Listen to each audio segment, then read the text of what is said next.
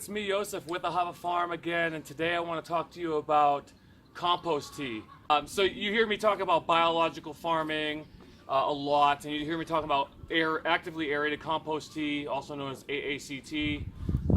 Elaine Ingham is a big pioneer in this area, and this is how we fertilize our crops. Now, we don't actually use anything that is a fertilizer. Anything that is labeled as a fertilizer just doesn't belong on our farm. And there's so many reasons for that. One is, I don't know, I don't really want to get into it here now. Actually, if you're more interested in the details of biological agriculture, or you're more interested in the details of why specifically we don't use fertilizers, perhaps I'll make another video for that, or you can always join our sustainability series and join our classes, and we talk about that throughout the series, particularly in our soil class, our fertilization class, and we talk about our biological farming bonus class. So today we're just going to talk about compost tea specifically. Now, compost tea has to be made with compost. Okay, it's not made with manure. It's not made with grasses or plant material. It's made with compost. So there's compost tea, then there's manure tea, and then you can have plant tea, all different kinds of teas. This is compost tea, and specifically what we're trying to do with compost tea is just grow microbes, grow bacteria and fungi. Now there's two different kinds of teas you can have. You can have a fungally dominated compost tea, or you can have a bacterial dominated compost tea. You can also have a balance of the two, and a lot of that just has to do with the type of compost you have and the kind of food that you're feeding those microbes. So you can have fungally dominant feed, which is like things like oats, those are fungal foods.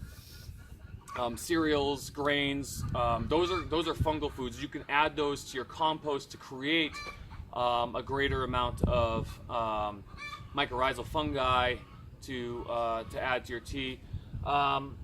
And bacterial foods, those are mostly like sugars, like high sugar content foods, like blackstrap molasses is a favorite. That's what we use. Really, you could use any kind of sugar to feed, water-soluble sugar to feed the microbes if you want bacteria. So today we're actually going to make a balanced one, and that's because my compost has lots and lots of bacteria, and it has lots and lots of fungi. So it's going to be kind of a balanced one, but we are going to be adding some bacterially dominated foods because we treat our property with both, with bacteria and with fungi, separately, independently. And today, what I care mostly about is the bacterial side, as opposed to the fungal side, but we are going to have both. So I want to show you how we do it, and how we brew our tea, and our setup, and how you can do it at home on the same scale, smaller scale if you're a small farm, etc. So what we have here is we have this stock tank here. Very cheap. It's like 35 bucks. It's a 47-gallon H&W brand stock tank that I actually had left over. This one's 47 gallons. There's about maybe 5 gallons I'm not going to put in there because of the level that I'm going to be actually putting the water. So we'll say about, 43, 45 gallon tank. Okay. With that, you need to aerate it. Aeration is so important. It cannot go anaerobic. Anaerobic means without oxygen. So you need enough oxygen, enough air in this water to grow those microbes. If you don't have enough oxygen, this is the biggest #1 problem that people have when they're making compost tea.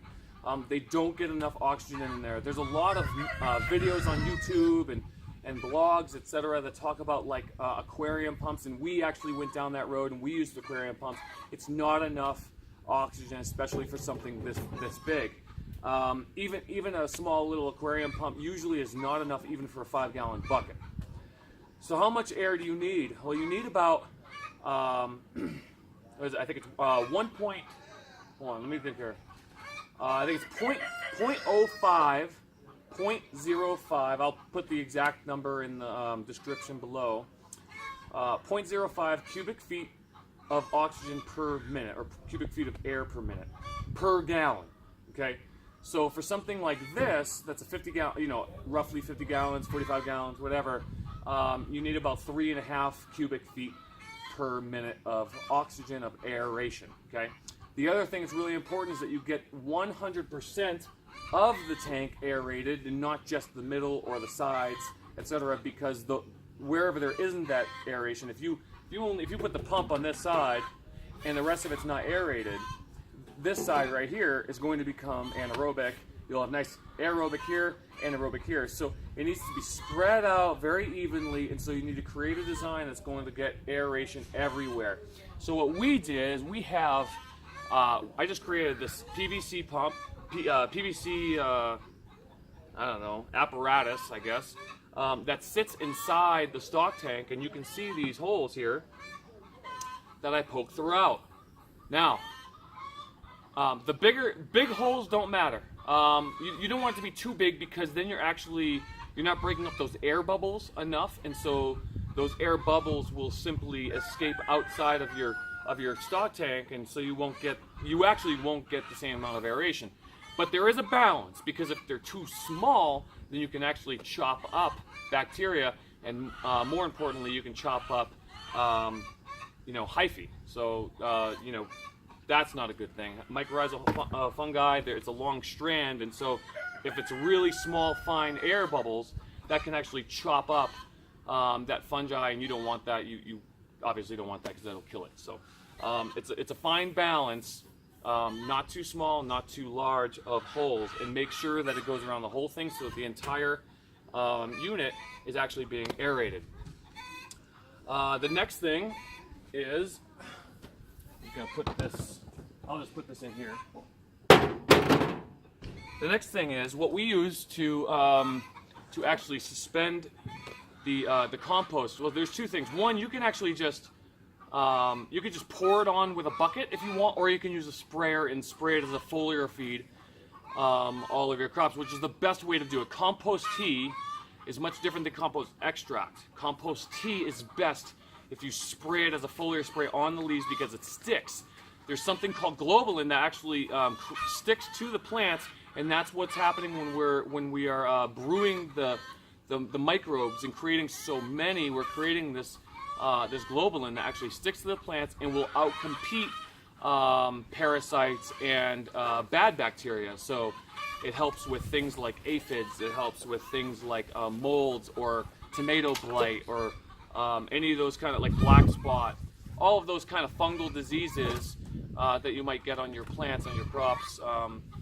By spraying the compost tea on there, it sticks on there, it outcompetes with the bad bacteria, and will save your plant and get rid of that disease, especially if you catch it early.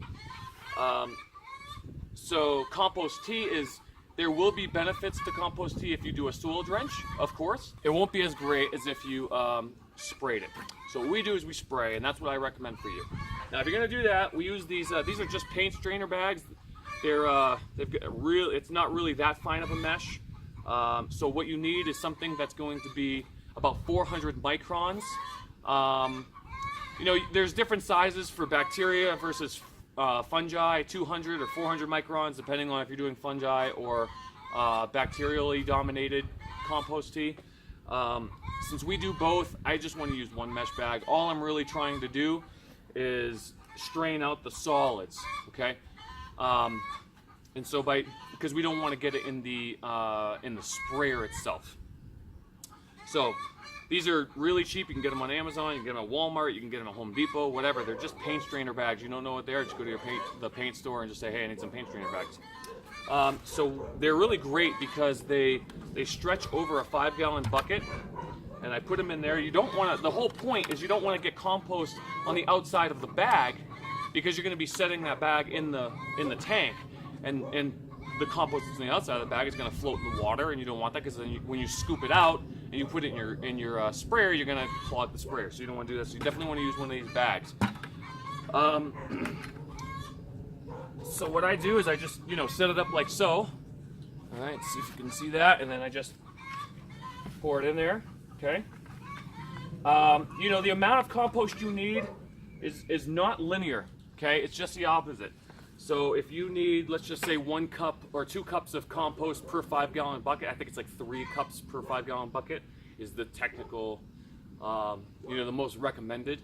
With the solids, you just dump it back into the compost pile because you have those solids, and basically you're just re-inoculating it. You can reuse it and reuse it and reuse it, because once you put it back in, it re-inoculates, gets those microbes back in there. You just keep on reusing it. So it's a really great thing to do. So actually, I want to show you this. I don't know if it's gonna show up on the camera or not. But how do I know that I have fungally dominated or bacterially dominated? You can see in there this, I don't know if you can see it or not, there's this white stuff everywhere, okay? That's fungi. That's fungus right there, okay? And that is super, super important, especially with vegetable production or with any kind of plant production. It needs to be about 30 to 70 if you're doing vegetables, and it needs to be about 70 to 30 if you're doing perennials. So, what's 70-30? 70% bacteria, all right, if you're doing vegetables, 30% fungi if you're doing vegetables, okay? If you're doing perennials or trees, it needs to be just the opposite, okay? 30% bacteria, 70% fungal. And there's so many reasons for that. I can get into all that. Maybe that's for another video. It has to do with root structure and water and nutrient uptake, etc. And we can talk about that in a different video. So basically, this is what I'm doing. I've got my paint strainer bag. I filled it up with really good, high quality compost, and that's really important to note, is that you have high quality compost. All right, and then I'm going to show you what we're going to do with it. So I have this piece of rebar right here that's stuck in the ground, and there's a string that, you know, is attached to it, goes all the way up. Okay, so I've got my bag here, all right, and so I've got my string, and I'm basically just going to, I actually put way too much compost in here, but that's okay. Too much it's not going to hurt nothing. Too much is better than not enough, right? So we're just going to put it around here, choke it off, seal it off, okay? And the reason why I'm doing this is because I want it to be suspended in the tank, okay? I don't want it to be sitting on the bottom of the tank, okay? So this rope here, okay, will hold the bag up from sitting on the bottom or from like floating around in a tank. We don't want that because, well, then it can open up and then the compost is going to go everywhere and it's going to be a mess, okay? So that's how we set this up here. Now, in here you can see I have some bricks. I take these bricks to weigh down the PVC because we don't want the PVC to float, because it floats all over the place when I do this. So you see how it fits in here. Then we take, this is my hose and my connected to my pump, and I'll show you the pump in a minute. All right, this just sits in there. I have a valve on here so that I can increase or decrease the aeration. All right, and then I have this hose running down here, and it's in this bucket. And I have it in this bucket for obvious reasons. I don't want water to get in there, so I have the lid on there. Okay, and then I have this pump here. Okay, this is called a VivoSun air pump. I'm not sure. I mean, it wasn't expensive. It was like maybe like 35 bucks on Amazon or something like that. But it will run all day long, 24 hours a day, 7 days a week, without any problem. It'll give plenty of aeration. So let me get this all set up. I'll fill this baby with water. Oh, that's one more thing. If you are running on city water, or if you have chlorine in your water, or any kind of antibacterial chemical, etc. in your water, you want to let it run for about an hour with the pump and aerate it. That way you're gassing off all of that chlorine. So you want to do that before you set up your compost tea batch. So let me go ahead and do that, and then we'll feed it, get it running, and you can see how it works. Okay, so I've already filled this up. I've got the pump going. You can see the aeration. The aeration is all the way through this tank here, okay? And one of the things that you want to do, it's a good idea, is to actually massage and help the tea extract, all right? So you'll see that as I'm doing this, I'm putting my fingers in there and I'm just like rubbing it, okay, through these holes. Now you can see the water's getting darker and darker and darker as I do that. I'm extracting all of those microbes. Basically what I'm doing is I'm stripping the microbes off of this organic matter, off of this compost, okay? And by having this suspended and having the bubbles, you know, rocket around and stuff like that, it's gonna actually continue to do that.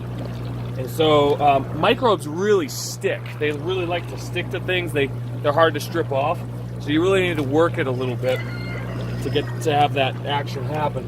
Now, some of the professional brewers, they'll have the pipe right in the middle and the compost right around it so that it actually strips those microbes. But since we don't have one of those professional brewers, which are $2,000 or whatever, I'm just gonna take my hands and do a little bit of massaging. Now, once I'm done that, because I want a bacterially dominated compost tea today, what I'm gonna do is I'm gonna add some food, okay? I'm gonna add some organic molasses, all right? Now, you want about 1.5 tablespoons per gallon of water. So basically, I'm just gonna pour it in there.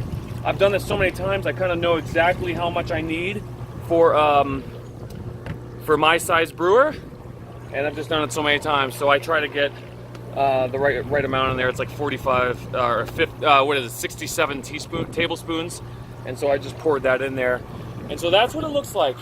Now you really want to put this on and spray it on your crops no less than 12 hours from now, and no more than 36. So basically, today it's Sunday, it's middle of the day, it's about 11 o'clock or something like that, maybe 10 o'clock, I'm not really sure. And so 24 hours from now is tomorrow at 10 a.m. also. Now, when you want to spray it, you want to spray it either at nighttime or in the early morning, because you want it to sit on there before the extreme UV comes out and burns them all and kills them all. So that's it, guys. This is our compost tea brewer. If you have any questions, please comment below. Make sure you subscribe to the channel, and I look forward to talking to you next time. Thanks a lot.